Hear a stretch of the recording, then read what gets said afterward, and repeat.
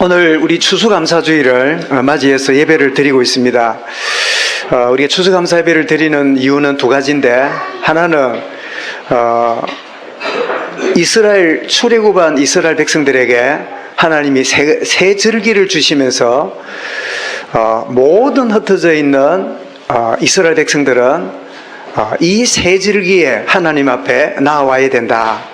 그래서 새 절기를 주셨는데, 구원받은 출애굽한 것을 기념하기 위해서 어린 양의 피를 기념하는 뭐지요? 유월절.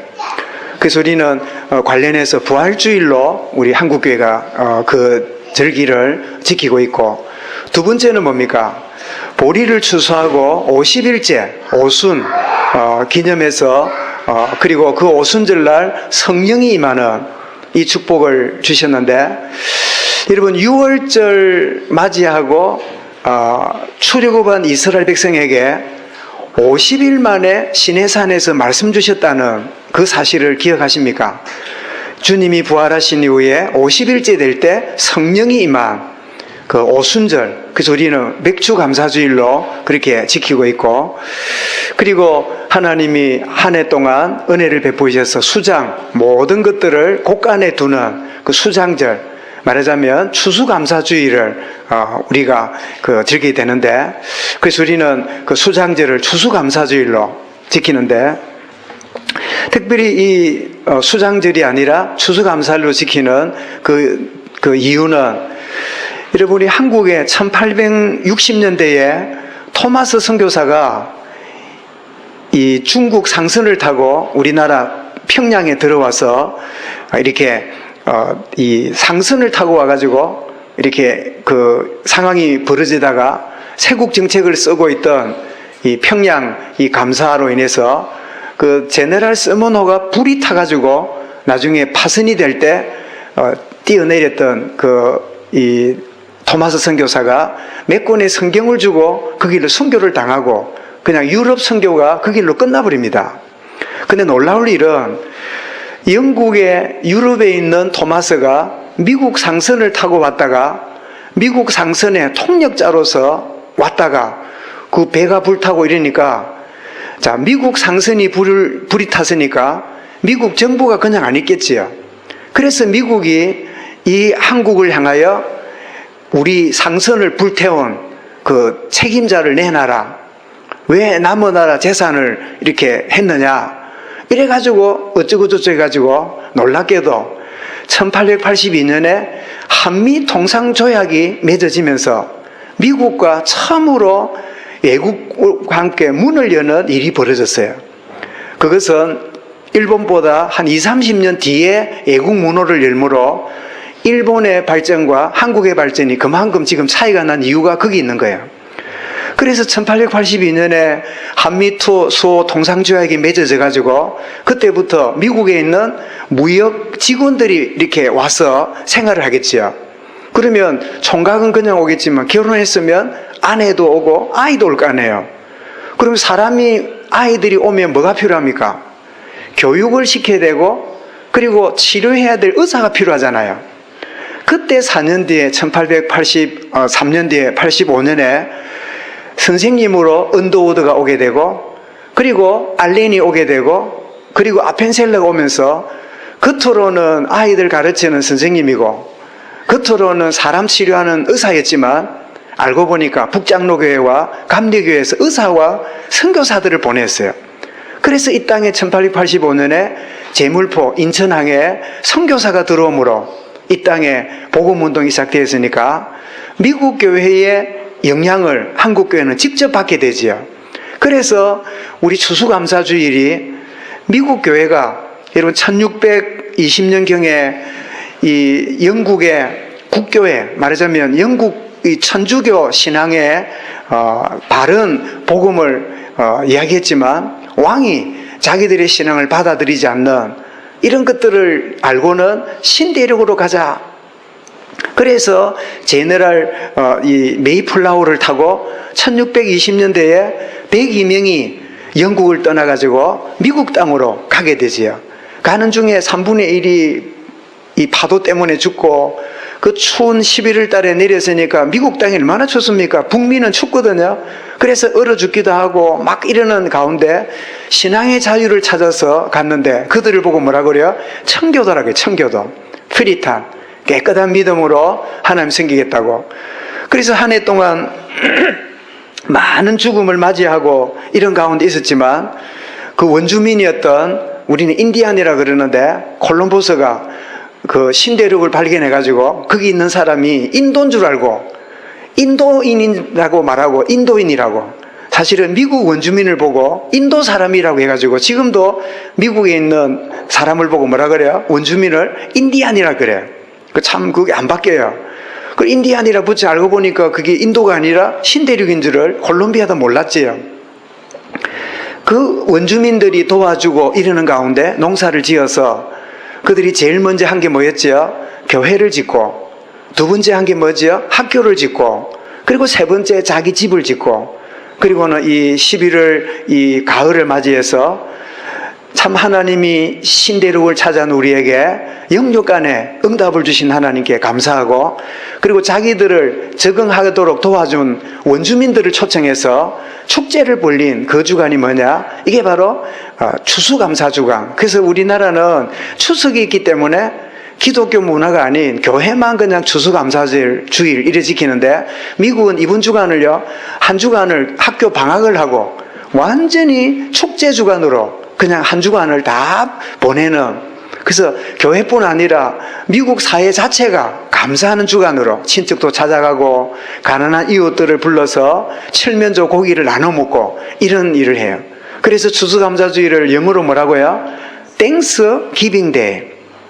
받은 감사를 나누는 Thanks Giving Day라고 그렇게 이름을 붙이는데, 근데 여러분 Thanks라는 감사, 그래서 미국 사람들은 조금만 뭐 의색하고 이래도요, 뭐 미안합니다 이러면 뭐랍니까? 땡큐, 뭐든지 감사합니다, 뭐 갓브레시오, 심지어 어떤 사람이 재채기를 해도요, 갓브레시오, 하나님이 당신을 축복하기 원합니다 이렇게 말하기 좋아하는데, 그 땡스라고 하는 이 말의 어원이 어디서 나왔냐? think에서 나왔어요. 가만히 생각해 보면 다 감사할 거라. 여러분, 바른 생각이 감사를 불러옵니다. 틀린 생각은 불신앙과 염려를 가져오는데, 바른 생각, 우리는 생각이 안 하고 뭐라고 그래요? 묵상이라 그러지요. 여러분, 묵상이 바로 되면 감사할 것밖에 없어요. 그런데 이런 사람들이 감사합니다 뭐 이런 말을 하거나 살잖아요. 근데 그 사람의 감사하는 그 내용을 들어보면 그 사람의 신앙 수준을 알게 돼요. 주로 어떤 식이냐? 뭐 때문에 감사해. 내가 막 죽을 뻔했는데 좋은 의사를 만나서 내가 살게 돼서 감사해. 하고 내가 학고방에 살았는데 조그마한 집이라도 하나 준비됐기 때문에 감사해. 뭐 이런 식으로 이제 감사를 하고, 그래서 감사하다고. 이런 수준의 사람들이 있지요. 나쁘진 않지만 요한복음 6장 26절에 보면 예수께서 말씀하시기를 너희가 나를 찾는 것은 표적을 본 까닭이요 먹을 떡을 먹고 배부른 까닭이라. 뭐 때문에 감사한 사람들은 그렇지 않은 상황이 되면 어떻게 해요? 원망 내지는 불신앙에 빠져들어갈 수 있는 초보신앙이겠지요. 근데 이 정도가 아닙니다. 그래도 감사하는, 그래도 감사하다, 그것까지도 감사하다, 또 말하자면 그럼에도 불구하고 감사하다, 이게 우리의 좋은 신앙의 수준이에요. 그죠? 뭐 때문에 아니라 그럼에도 불구하고. 우리가 잘 아는 대로 여러분 다니엘 3장에 보면 사자굴에 불불에 떨어지는 줄 알지만 하나님이 건질 겁니다. 그러면서 뭐라고요? 그리 아니하실지라도 그럼에도 불구하고 우리는 우상숭배하지 않을 겁니다. 얼마나 좋은 신앙이에요. 여러분 지나갔습니다. 요한 20장 29절에도 예수님이 도마에게 뭐라고 해요? 네가 본고로 나를 믿느냐? 보지 않고 믿는 자가 복이 있도다. 뭐가 눈에 보이고 막 나타나면 그것 때문에 감사하고, 안 나타나면 막 하나님이 살아계신지 모르겠다고, 그런 수준이 있을 수 있잖아요. 그런데 그리 아니하실지라도 이게 얼마나 좋은 믿음이에요. 그런데 진짜 복음 가진 사람의 감사가 있습니다. 그게 뭐죠? 받은 구원의 은혜 때문에 감사하고, 영원하신 하나님 이 나의 아버지 되신 그 자체가 감사하다면 이 사람은 히브리 11장 38절에 뭐라고요? 세상이 감당치 못하는 사람으로 그렇게 살아가게 되는 거예요. 여러분 하박국 3장 17절 아시죠? 비록 무화과 나무가 무성하지 못하고 포도나무에 열매가 없고 감람나무에 소출이 없고 밭에 먹을 것이 없고 우리의 양이 없고 외양간에 소가 없을지라도 나는 여호와로 말미암아 즐거워하며 나는 구원의 하나님으로 말미암아 기뻐하리로다. 여러분 우리의 진짜 구원의 기쁨은, 이 감사는 구원하신 하나님, 그 하나님이 나의 아버지 되심으로부터 출발해야 돼요. 스바냐 3장 17절에도 그 아버지 하나님이 어떤 분이라고요? 너희 하나님 여호와가 너희 가운데 계시니 그는 구원을 베푸실 전능자시라. 그가 너로 말미암아 기쁨을 이기지 못하시고 너를 잠잠히 사랑하시며 너로 말미암아 즐거이 부르며 기뻐하시는 그분이 누구라고요? 나의 아버지라. 저와 여러분은 뭐지요? 하나님 자녀된 게 최고의 감사의 이유가 될 수 있기를 바랍니다. 하도 들은 이야기고 하도 익숙한 단어라 우리가 지나갈 때가 많아요. 구원받았고 구원하신 하나님이 나의 아버지 되신다고 하는, 여러분 이 고백이 여러분 복음을 누리는 하나님 자녀의 진정한 고백인데, 그래서 이 고백이 나오도록 하나님이 우리에게 많은 작업을 하십니다.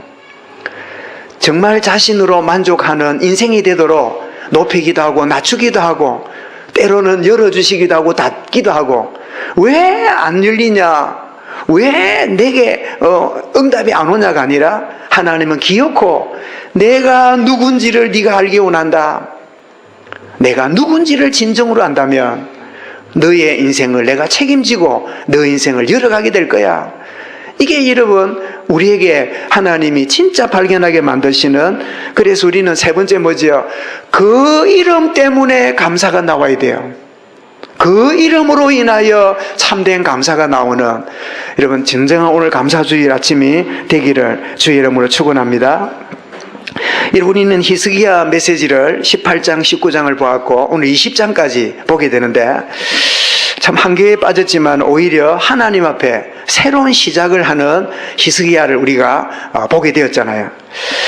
그런데 이 웬일입니까? 딱 한 곱이 지나가고 아수르가 자기 기도 응답으로 다 18만 5천 명이 시체가 되고, 또 자기를 침범해왔던 왕도 아들들이 암살을 함으로 깨끗하게 끝난, 정말 하나님이 완벽하게 그냥 하나님께 무릎 꿇었을 뿐인데 하나님은 완벽하게 일을 하시는, 그랬으니 이때쯤 되면요 얼마나 참 이 마음이 새로운 감동이 일어나겠어요. 근데 웬일입니까?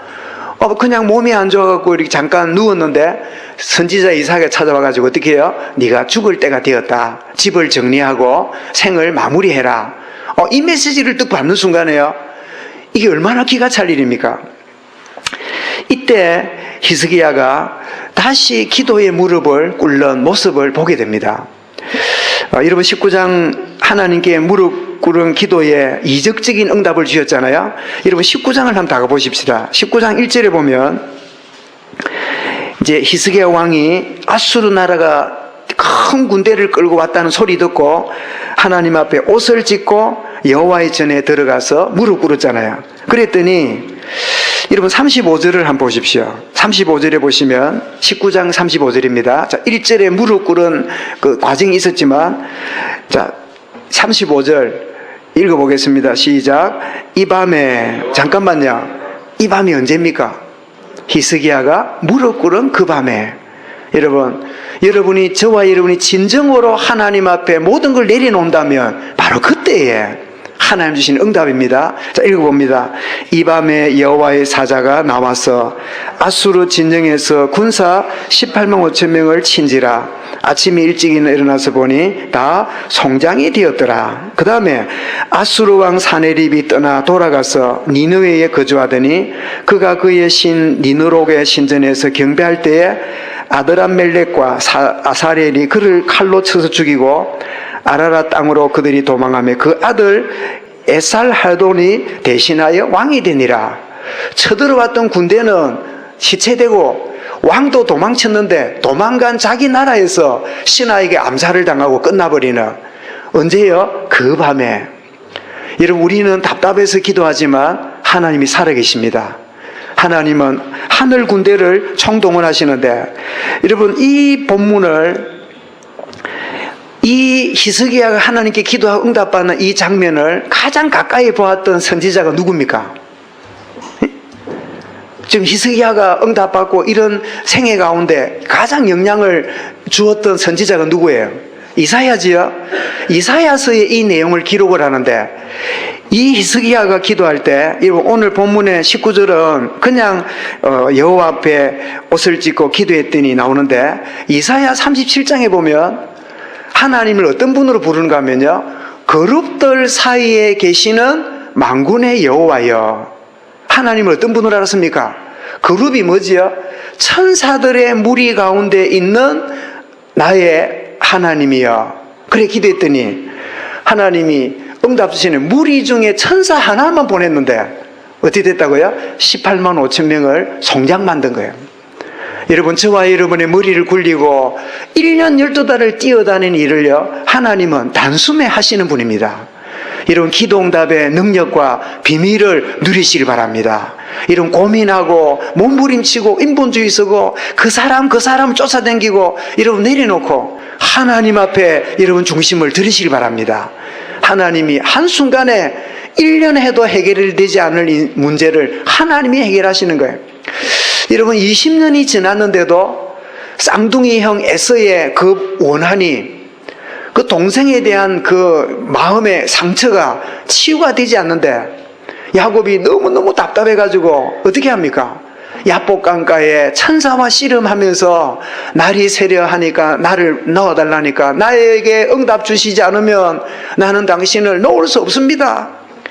그 야곱의 하룻밤에 그 주시는 은혜 받았더니 20년 이상 있었던 형과의 인간관계 문제도 해결났어요. 여러분, 하나님 앞에 서면 하나님이 해결하십니다.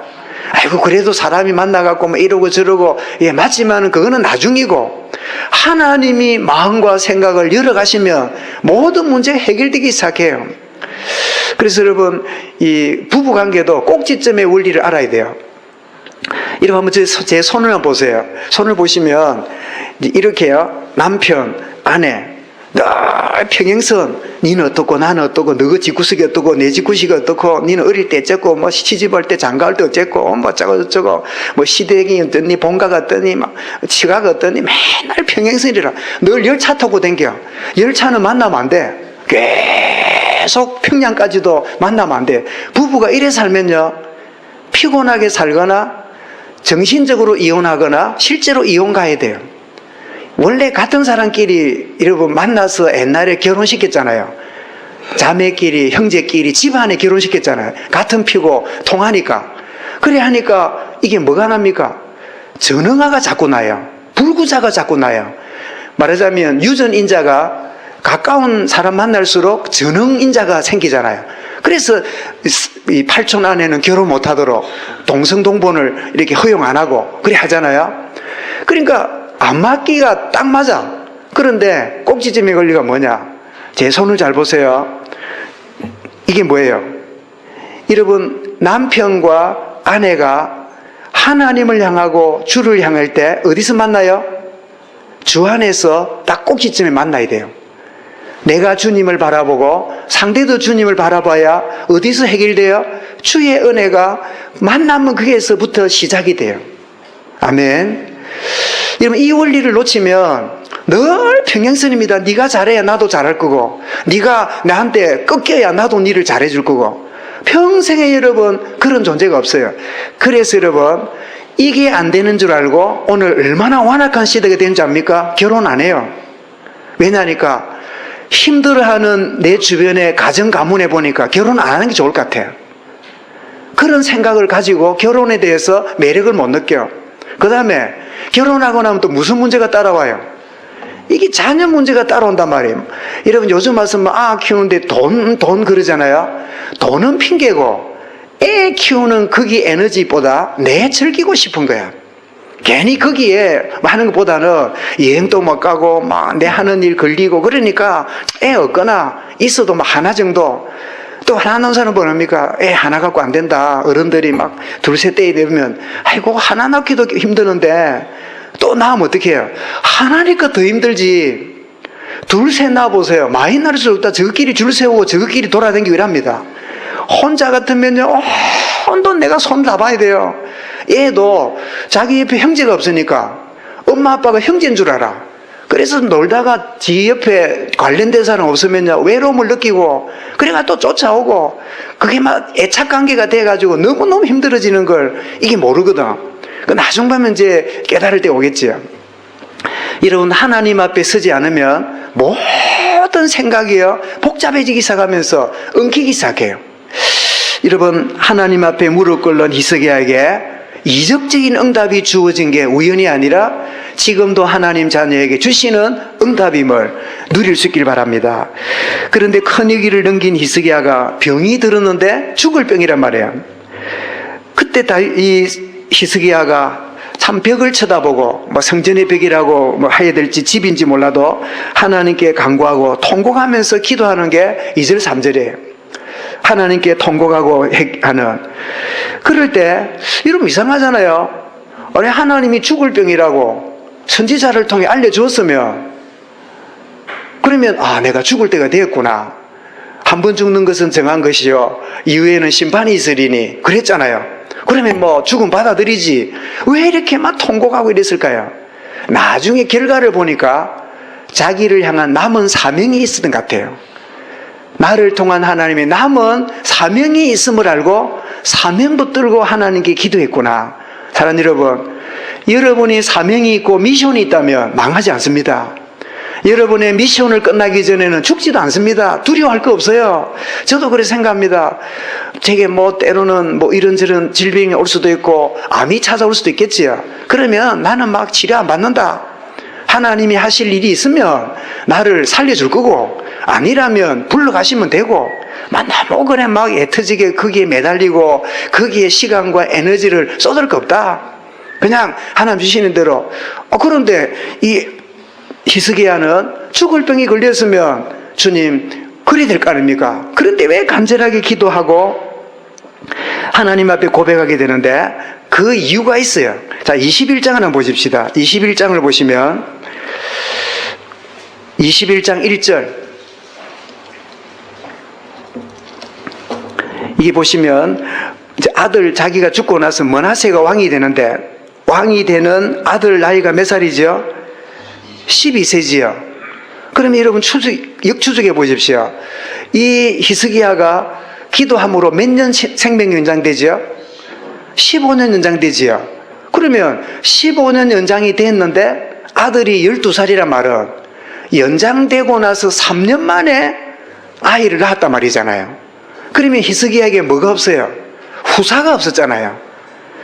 여러분, 마태복음 1장을 보면 아브라함과 다윗의 자손 예수 그리스도의 세계라 나오는데, 거기 보면 왕의 계보가 나옵니다. 누가 누구를 낳고 누가 나는데, 히스기야는 누구를 낳고 므낫세를 놓고, 므낫세는 누구를 놓고, 주님 오시는 그 계보에 므낫세가 올라가야 되는데 죽으면 안 되잖아요. 그래서 15년 연장받는 그 시간표에 그의 후사 므낫세가 태어나요. 우리 다음 주에 보면 이제 여러분 생각이 좀 이상할 겁니다. 여러분, 그 아버지 아하스의 완악함을 보고 히스기야가 인생 전환점을 일으켜서 백성들을 하나님 앞에 세웠잖아요. 그러면 죽을 뻔했는데 15년 생명 연장 받는 가운데 이제 하나님 응답받고 3년 만에 아들이 태어났잖아요. 그러면 히스기야가 그 므낫세에게 무슨 말 했을까요? 응? 뭐 그냥 뭐 줄줄이 사탕 사주고 뭐 뽀뽀로 이런 거나 보여주고 그랬을까요? 어마어마한 언약을 전달하고 한이 맺힌 메시지를 전달하고 12살밖에 안 된 어린 이게 왕이 될 건데 이게 어떻게 할 건가? 자기는 15년 연장받았으니까 얘가 10살이 되고 11살이 되고 12살이 될 때 얼마나 히스기야가 자기 생명이 그것밖에 안 되는 거 알고 간절했을까요? 여러분이 지금 죽을 날이 있는데 어린 자녀나 자손들에게 뭔가를 전달하고 싶을 때 그 애탄 하루하루가 어떤 마음이겠어요? 그런데 이 머나세, 그의 아들 머나세는요, 입에 욕이 나올 만큼 아버지가 던져버린 모든 우상을 다 가져옵니다. 다 끌어와가지고 다시 이 유다 나라가 우상 나라가 만드는 그런 짓을 해요. 그래 어떤 사람은 그럽니다. 목사님, 머나세가 안 태어나서만 좋을 뻔 안 했습니까? 그런 인간 그 자식 얻어가지고 그 아버지가 이뤄놨던 하나님 앞에 정직한 나라 만들어놨는데 그런 이상한 아들이 나타나가지고 나라를 엉망 만드는 머나세가 그 안 태어났으면 좋을 뻔했는데 이게 응답입니까? 이러길래 저도 여러분 질문할 때 공감하는 질문이 있거든요.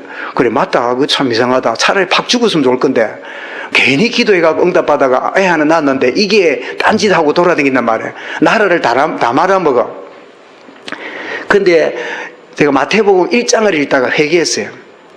머나세가 할 일은 아무것도 없어요. 주님 오시는 계보 이어주는 것만 해도 태어난 이유가 있어.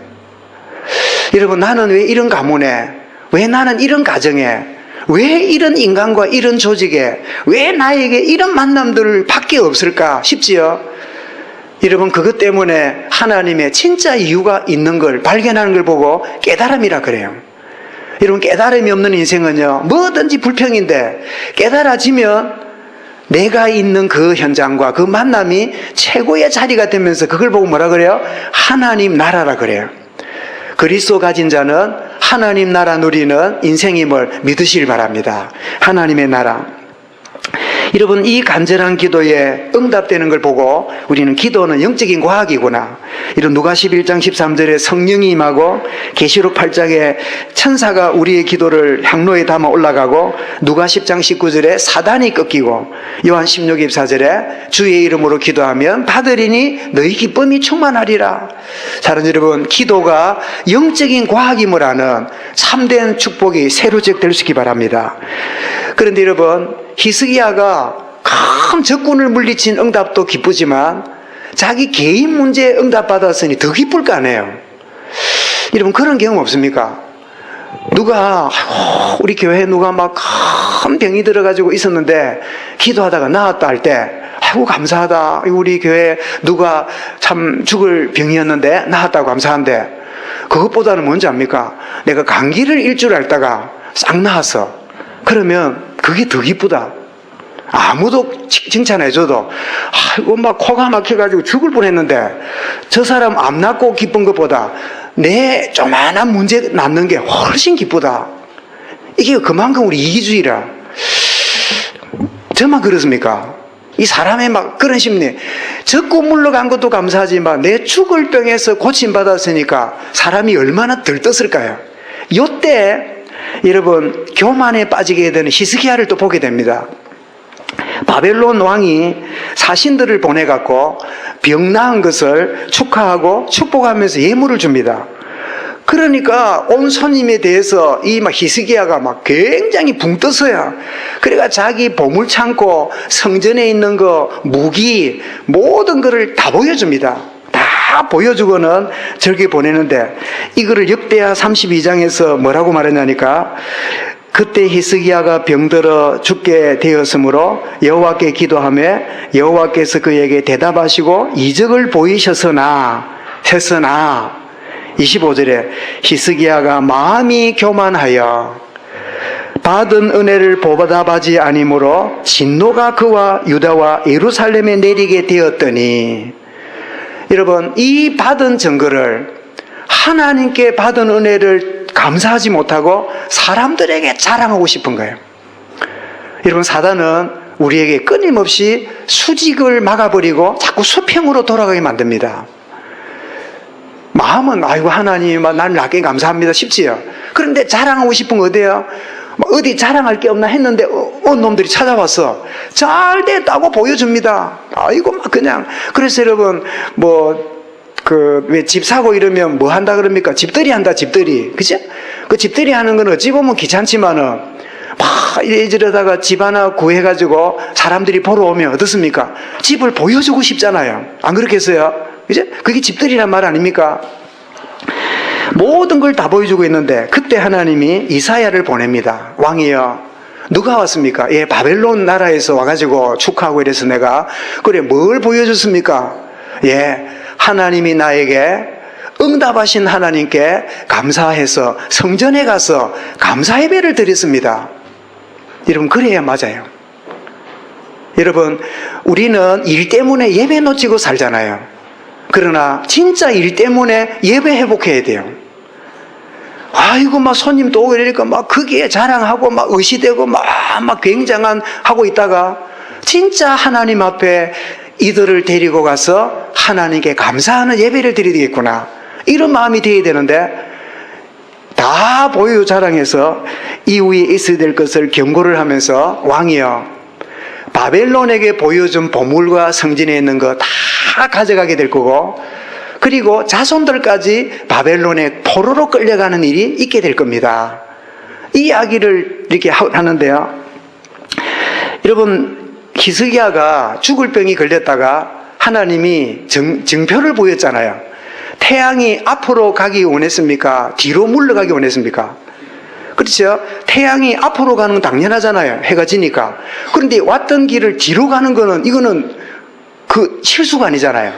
그런데 바벨론 나라가 어떤 나라냐면 아수르 때문에 조금 밀리고 있는 바벨론이었는데, 이 바벨론이 유다를 찾아온 이유는요, 동맹을 맺어가지고 아수르를 물리친 다음에 강대국을 만들고, 그리고는 바벨론이 유다를 치고 남쪽에 있는 애굽을 집어먹는 게 계략을 갖고 있는 거예요. 그럼 여기 온 친구들이 누구지요? 첩자입니다. 이 유다를 동맹을 맺자고 왔는데, 첩자로 왔는데, 근데 더 중요한 거는 바벨론 신이, 최고 신이 뭐냐? 태양신 숭배를 하고 있었어요. 그러면 여러분, 태양신 숭배하는 그 이방 제사장들이 늘 뭘 쳐다보고 있을까요? 태양을 쳐다보고 있겠지요. 짝대기를 세워놓고 태양 그림자가 이만큼 가면 제사 지내고, 이만큼 가면 제물 드리고, 이만큼 가면 뭘 드리고, 이러다가 태양신이 주무시면 저것도 쉬고, 태양이 아침이 뜨면요, 그때부터 시작해서 한단 말이에요. 그런데 웬일입니까? 이게 앞으로 가야 되는데 갑자기 뒤로 가. 지금 여러분 이해가 되십니까? 바벨론 이방 신자들 볼 때 태양이 왜 뒤로 물러가지? 소문 들어보니까 유다왕 히스기야의 기도가 응답돼가지고 태양이 물러갔다는 거야. 얼마나 경이롭겠습니까? 히스기야가 얼마나 능력의 사람인가를 알고 싶어 왔을까요? 그런 히스기야가 하나님이 나에게 응답 주셨고 그 하나님께 같이 예배하면 좋겠습니다, 이래야 될 영광을 어떻게 해요? 자기가 어떻게 해서 된 것처럼 착각하는 자리에 빠지는, 교만의 자리에 빠지게 되는 거예요. 여러분, 오늘 말씀 제목이 뭐지요? 받은 응답이 교만에 빠지기도 합니다. 우리 감사주의를 맞이하면서 내가 뭐 감사할 게 뭐 있다고 하는 불신앙에 묶여 있거나, 또 받은 응답이 있다면 이런 것들이 나를 교만하게 만드는, 여러분, 교만이라는 단어는 의시되고 막 남한테 척하는 것도 있지만 하나님 아닌 다른 것이 내 마음을 사로잡으면 그걸 보고 교만이라 그래요. 하나님에 의해서 되어진 것을 내가 어떻게 해서 된 것처럼 착각하는 걸 보고 교만이라 그러지요. 이들을 태양까지도 뒤로 물러가게 하신, 너희들이 섬기는 태양을 지배하는 분이 하나님이심을 보여줘야 될 그들이, 히스기야가 오히려 그들에게 자기 자랑하다가 오히려 나중에는 다 빼앗겨버리는 이런 인생이 되고 마는 거예요. 사랑하는 여러분, 하나님 우리에게 모든 걸 주셨는데 우리가 하나님과 관련되어 있지 않으면 흑암이 다 뺏어가 버립니다. 어느 날 훅 하고 날아갑니다. 왜요? 우리 얼마 전에 여러분 받은 응답이 뭐가 된다고요? 우상이 될 수가 있습니다. 받은 응답 때문에 우상에 빠진 왕을 여러분 기억하시지요? 그런데 경건한 왕은 우상까지는 안 가도 뭐에 빠져요? 교만에 빠지는. 여러분, 받은 응답 때문에 영적으로 흐려지는 자리에 들어가는 우리의 이 모습을 우리가 잊어서는 안 되지요. 여러분, 그들은 사실은 뭐라고요? 바벨론 온 사람들은 첩자였어요. 이런 우리는 응답에 관심을 갖다가 응답하시는 하나님을 놓쳐서는 안 돼요.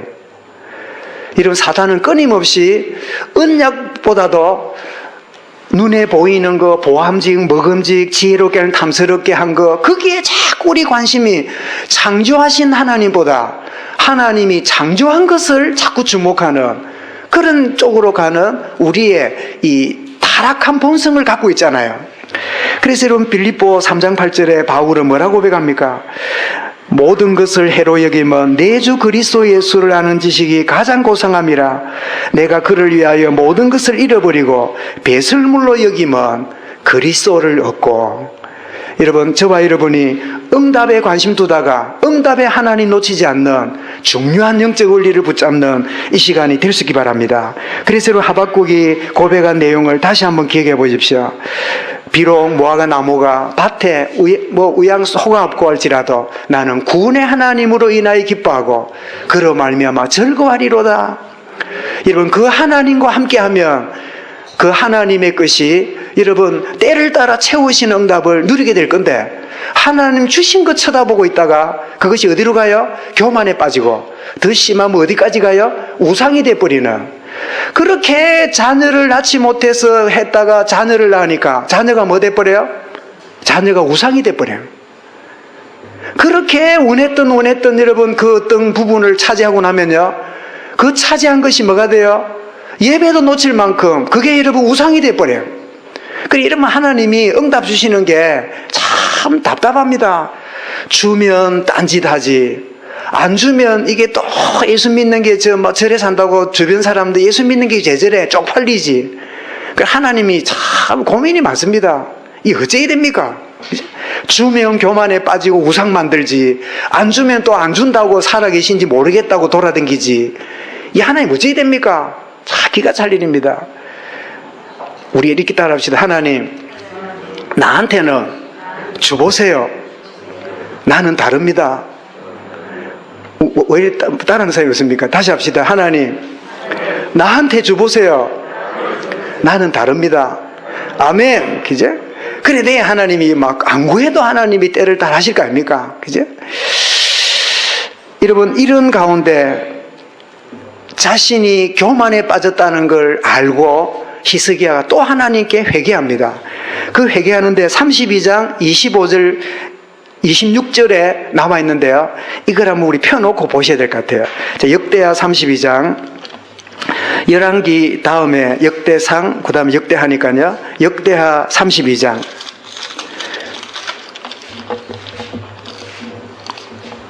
32장 25절을 먼저 보면요, 자, 25절 읽어보겠습니다. 히스기야가 마음이 교만하여 그 받은 은혜를 보답하지 아니하므로 진노가 그와 유다와 예루살렘에 내리게 되었더니. 자, 여러분, 이까지는 대부분의 사람이 깨닫는 겁니다. 아, 내가 이래서 그렇구나. 그 다음이 문제예요. 자, 그 다음 보십시다. 히스기야가 마음의 교만함을 뉘우치고, 아, 내가 응답 주시는 하나님보다 받은 응답을 자랑하고 다녔구나. 내가 이렇게 영적으로 방심하고 영적으로 회의하고, 아, 내가 그렇게 살았구나. 진짜 회개하는 자리에 들어가게 되지요. 교만하여 받은 은혜를 보답하지 아니하고. 사람 여러분, 오늘 감사주일을 맞이하면서 그냥 오늘 오니까 추수감사주일이네 그러고 왔습니까? 아니면 여러분 지난주간 광고라도 듣고 정말 하나님, 진짜 나의 회복해야 될 감사가 뭡니까? 진짜 진지하게 점검하면서 이런 감사절을 맞이하고 있습니까? 이 시간이라도 내가 교만하여 받은 은혜를 보답하지 아니하므로, 이 말은 뭐지요? 이 받은 게 내가 한 것처럼, 내가 한 결과로 온 것처럼, 이런 게 바로 교만이잖아요. 자, 그런데 여러분, 그 다음이 중요합니다. 자, 26절입니다. 자, 26절을 이제 처음부터 읽어보겠습니다. 히스기야가 마음이 교만함을 뉘우치고, 그 다음에 뭐라고요? 예루살렘의 주민들도 그와 같이 하였으므로. 여러분, 바로 이겁니다. 여러분 주변에 문제가 많고 도무지 변화 안 될 것 같지요? 저와 여러분이 하나님과 관계 회복되면 주변도 변화돼요. 왕이 하나님 앞에 교만을 회개하고 무릎 꿇으니까 예루살렘 주민들도 그리하여, 여러분, 참된 제2의 미스바 운동이 일어나는 거예요. 선지자뿐 아닙니다. 왕이라도, 여러분이 어떤 위치에 있을지라도 진짜 하나님과의 관계가 회복되면 주민들도 그와 같이 하여, 남 핑계대거나 뭐 이렇게 주문할 것 없어요. 내가 하나님과의 관계 회복되면 그 다음부터 어떻게 해요? 모든 게 회복되는 거예요. 아멘. 그죠? 다시 히스기야가 마음의 교만함을 뉘우치고 예루살렘 주민들도 그와 같이 하였으므로 그의 회개 역량으로 예루살렘에 있는 국민들도 회개하는, 참 우리나라 내부도 그렇고 국가적으로 지금 여러 부분들이, 야, 이 나라가 지금 어떻게 지금 굴러가고 진행될지, 우리 국민은 국민이지만 맡은 사람까지도 헷갈리는 것 같아요. 누구는 이 소리 하고 누구는 저 소리를 하고, 이래야 된다 그러고 저래야 된다 그러고. 하나님께 무릎 꿇으면 돼요. 하나님, 우리 대통령이 천주교 신앙인인데 하나님을 인격적으로 만난 천주교 신자인지, 아니면 막 그 의례의식하는 물 뿌리고 향기 피우는 그런 종교 생활 하는지 저는 잘 모르겠지만, 진짜 인격적인 하나님 못 만났다면 이 기회에 대한민국을 잘해보려고 하는 그 중심은 저도 공감해요. 그런데 잘하려고 한 결과가 이런 큰 어려움이 왔다면, 내가 법을 바꾸고 제도를 바꾸고 명령을 잘하고 뭘 챙기는 걸 하는 게 문제가 아니라 내가 하나님 앞에 무릎 꿇어야 되겠구나. 대통령 잘해보려고 하다가 나라를 쑥대밭으로 만들어 놓은 게 아닌가. 진지하게 하나님께 무릎 꿇는 통일 관련된 이들, 또 국회에 있는 이들, 법을 만지는 자들, 모든 구석구석에 그곳에는 크리스찬들이 다 있어요. 여러분, 청와대에 크리스찬들이 있어서 주일날 목회자를 모셔서 예배하는 거 아시지요? 대통령이 크리스찬일 때는 대통령도 함께 참석해서 예배를 드렸다는 거 아시지요? 그곳에 진짜 하나님 앞에 무릎 꿇어야 이 나라 이 민족의 미래가 있다. 이런 자 일어날 수 있도록 여러분 기도하시기 바랍니다. 그랬더니 놀랍게도 여러분, 하나님의 진노가 그들에게 임하지 않는 긍휼을 베풀어 주셨어요. 여러분 26절 뒤에 보십시오. 여호와의 진노가 히스기야의 생전에는 그들에게 내리지 아니하니라. 그럼 여러분, 우리 진노가 그 히스기야 있을 때뿐 아니라 계속 없어야 되지요. 그래 저는 생각을 했어요. 그때 저는 깨달았습니다. 그래, 히스기야 살아있을 동안에 하나님의 진노가 내리지 않았다면 그 언약 붙잡은 후손들도 언약 잡으면 될 거 아니에요. 여러분, 우리 가정 가문에 많은 저주와 많은 흑암들이 있었다는 걸 여러분 집안 내력을 알 겁니다.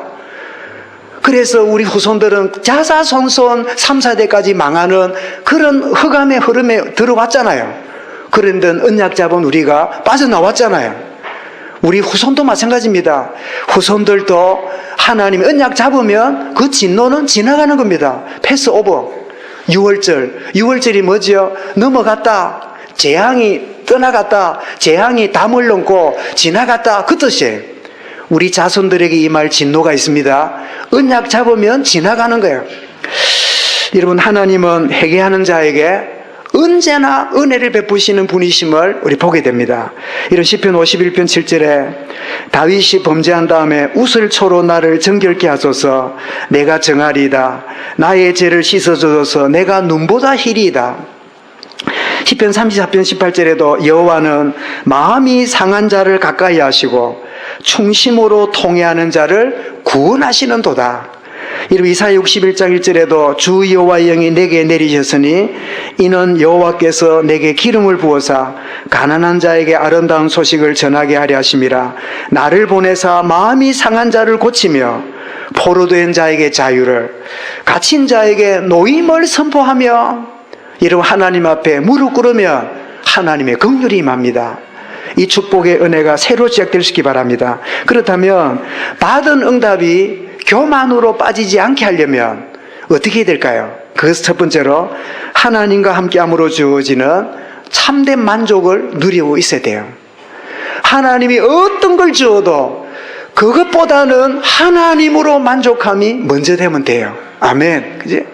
하나님으로 만족하기 원합니다. 돼도 감사하고 안 돼도 하나님의 계획이 있는 거예요. 그 하나님으로 인한 만족.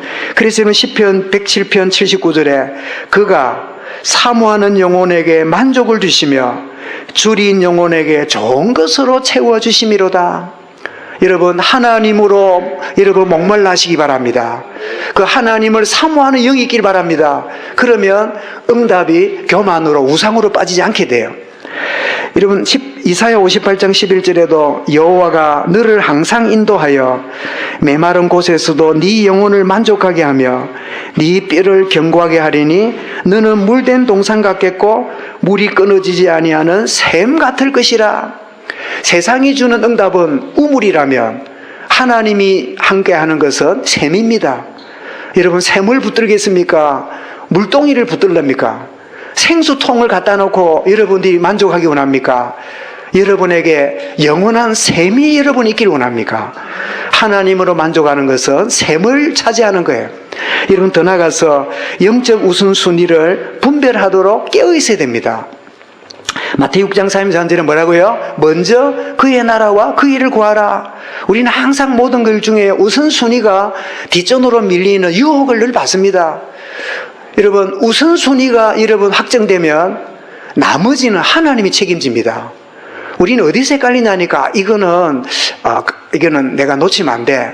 이거는 챙겨야 돼. 이는 가봐야 돼. 그래 싶을 때가 얼마나 많습니까? 아니요. 먼저 그의 나라 그 일을 구하면 이러면 욕하지 않을까? 어른들이 꾸중하지 않을까? 집안이 나를 뭐라고 할까? 천만에요. 여러분이 중심을 담으면 전화위복의 축복으로 하나님 주십니다. 야, 예수 믿는 사람 뭐 저래? 이랬더니 진짜 예수쟁이네. 그래, 예수는 저래 믿어야 돼. 여러분, 전도가 멀리 있는 게 아닙니다. 내 기본 믿음을 지켜나가면, 여러분, 영적인 딱 자존감을 지켜나가면 그게요, 우왕좌왕하는 이 시대에 경외로움을 줍니다. 저러면 손해일 건데, 언제 말씀드렸죠? 제가 영도에 부목사로 있을 때 있잖아요. 부산 영도에. 그 영도가 섬이라 그러니 제주도에서 올라온 분들이 영도에 많이 와요. 같은 섬이라 그런지. 그런데 남편은 눈을 못 보는 분이고, 이 집사님이 아주 제주도 여자분이 강하잖아요. 남편은 집에 놀고 여자가 해녀로 해갖고 이제 집안을 꾸리고 이런 것 때문에 그런지 굉장히 강해요. 근데 가보면요, 그 눈 못 보는 남편을 다 늘 목욕시키고 깨끗하게 하고 이렇게 하고 이러는데, 내가 신방 갔다가 감동받고 왔어요. 자기가 제주도에 있었는데 예수 믿는다고 집안이 모여가 부르더래요. 너는 예수 믿고 집안이 있어도 안 오고 뭐 있어도 주일이라고 안 오고, 그래서 우리 집안에 가문에 있는 재산 너희 집에 안 준다. 유산 안 준다. 어쩔래? 며느리니 때문에 그렇다. 이러니까 이 집사님이요, 예, 좋습니다. 저는 땅의 보화보다 하늘의 보화가 좋습니다. 이랬더니 막 나오 있잖아요. 여러분, 제주도 사람들이 이 말이 독합니다. 어떤 거는 알아듣도 못해. 혼자 없어요. 이게 무슨 말이지? 폭삭 속아서다. 무슨 말이지? 하여튼 막 희한한 방언이 있잖아요. 그러다가 이제 하다가 자기 이제 시아버지를 모시고 이랬는데 돌아가셨어요. 그래가지고 이분이 얼마나 강한지요. 시아버지를 비닐로 싸갖고요, 징칸에 옹개가 빠져나온 사람이라. 그때 매도 레이저가 안 찍혔던가 봐요. 시체를 징칸에 넣어가 온 사람이라. 왜? 붙이면 돈 많이 든다고. 돈도 없는데. 그래가 영도에 와서 자리를 잡았어요. 그 아들이 있는데 하나님 은혜로 서울대학을 입학을 했어요. 영도에 후진 거기서 그랬더니 종가 가문에서 부르더래요. 그래, 안 간다 이랬더니요, 주일 말고 다른 날 부르더래요. 그래, 갔더니 미안하다. 우리 집안에 서울대 후손이 나는 이거는 가문의 영광이다. 미안하다. 이러더니 어른이야 절을 하더만은 미안하다면서요. 그동안 안 준 그거 꽃배기로 죽게 해가 유산 다 주더래요. 여러분, 먼저 그 은혜를 구하면 이 모든 걸 주시는 거예요. 젊은 세대 여러분, 오늘 허감이 만연하고 이 허감 문화에 빠져가는 시대에요, 뜻을 정한 젊은이가 필요한 때입니다. 하나님 앞에, 그래, 내가 이것저것 신경 쓰고 이것저것 챙겨보다가 진짜 중요한 거 다 놓쳐버리는 그런 모습들을 우리 후대에게 또 물려줄 건가요? 진짜 여러분 중요한 오늘 감사주일 아침에 중요한 건 뭐라고요? 하나님이 주시는 것으로 만족하는 출발. 그 다음 뭐라고요? 영적인 분별력입니다. 아, 이게 내가 우선순위가 뭔가. 그래서 빌립보 1장 10절에도 뭐라고 말하지요? 그런저 지극히 선한 것을 분별하며. 우리는 알면서도 알아요. 다 알아요. 그런데 뭐가 없어요? 분별력이 없으니까 막 뒷전으로 알지만은 뒷전으로 가요. 하나님으로 만족하고 우선순위 끼어있고, 그러려면 구체적으로 어떻게 해요? 사모늘이 우리에게 생명처럼 딱 중심에 있어야 돼요. 오늘의 말씀, 여러분 오늘 우리 감사주일에 드시는 말씀이, 저는 요즘 와서 참 두려움을 느낍니다. 왜 두려움을 느끼는가 하면 저를 통해 말씀을 주시는데요, 이 말씀이 두 번 들을 수 없는 중요한 메시지를 하나님이 이 강단을 통해 주시는 것 같아요. 이거는 제가 하는 게 아니라는 생각 때문에 두려움이 있어요. 여러분 막 목사가 막 설교를 오래 해야지 저래야지 이런 게 있잖아요. 근데 그런 생각을 못 하도록, 이 본문이 말하고자 하는 복음 메시지를요 그대로 전달하도록 하나님이 제게 강력한 부담감을 주세요. 그래서 막 적당하게 막 모든 문제 끝 다 해결났다, 뭐 기도할 거 뭐 있나, 막 제가 막 우리는 뭐든 괜찮다 이래 말하면 좋겠는데, 그래 말할 것 같다는요 내가 진노를 받을 것 같아. 그렇다고 여러분 제 설교가 율법적인 설교라 생각됩니까? 오늘의 말씀을 붙잡기를 바랍니다. 오늘의 말씀을 붙잡으면 뭐가 돼요? 기도가 돼요. 기도가 되면 이것이 어떻게 해요? 내 현장에 관련을 짓게 되지요. 아, 이것은 주신 말씀과 기도 응답이다. 문제처럼 보이지만 응답으로 온 거야. 오늘의 말씀, 오늘의 기도, 오늘의 전도. 그래서 여러분 시편 119편 105절 뭐라고요? 주의 말씀은 내 발의 등이요 내 길의 빛입니다. 이 어두운 세상에 등도 없고 빛도 없이 어떻게 걸어가겠습니까? 그래서 여러분 사도행전 2장 42절에 그들이 사도의 가르침을 받아 떡을 떼며 교제하며 전혀 기도에 힘쓰니라. 사도행전 17장 11절에 보니까 베레아 사람들은 데살로니가 사람보다 더 신사적이어서 간절한 마음으로 말씀이 그러한가 날마다 말씀을 상고함으로, 정말 받은 응답이 교만에 빠지게 만드는 제2라운드의 사단의 여러분 작업이 우리에게 늘 진행되고 있습니다. 하나님으로 만족하는 축복 누리면 승리하게 될 줄 믿습니다. 영적 분별력으로 깨어있을 때 흑암이 한 길로 왔다가 7길로 도망갈 줄 믿습니다. 사모들이 생활화될 때 우리는 교만에 빠지지 않고 받을 응답을 뭐라고요? 하나님 앞에 보답하는 인생으로, 내게 주신 은혜를 무엇으로 보답할고 이런 인생으로 승리하게 될 것인데, 받은 응답이 교만이 아니라 받은 응답이 하나님께 증거로 드러나는 그런 인생 될 수 있기를 주의 이름으로 축원합니다. 하나님 감사합니다. 오늘 감사주일에 받은 응답이 교만이 될 수도 있고 심지어 우상이 될 수도 있음을 일깨워 주신 것 감사합니다. 응답보다 응답하시는 하나님으로 만족하게 하여 주옵소서. 알고 있지만 영적으로 분별하지 못하므로 혼돈에 빠지지 않도록 깨어있게 하여 주옵소서. 사모늘이 그냥 지나가는 하루의 간단한 작업이 아니라 생명 걸고 집중하며 응답받는 축복이 있도록 주께서 인도하여 주옵소서. 받은 응답이 주의 이름 드러내는 발판이 되며 증거거리가 되는 우리 모든 성도들, 우리 후대들, 렘넌트들 되게 하여 주옵소서. 주 예수 그리스도 이름으로 기도드리옵나이다. 아멘.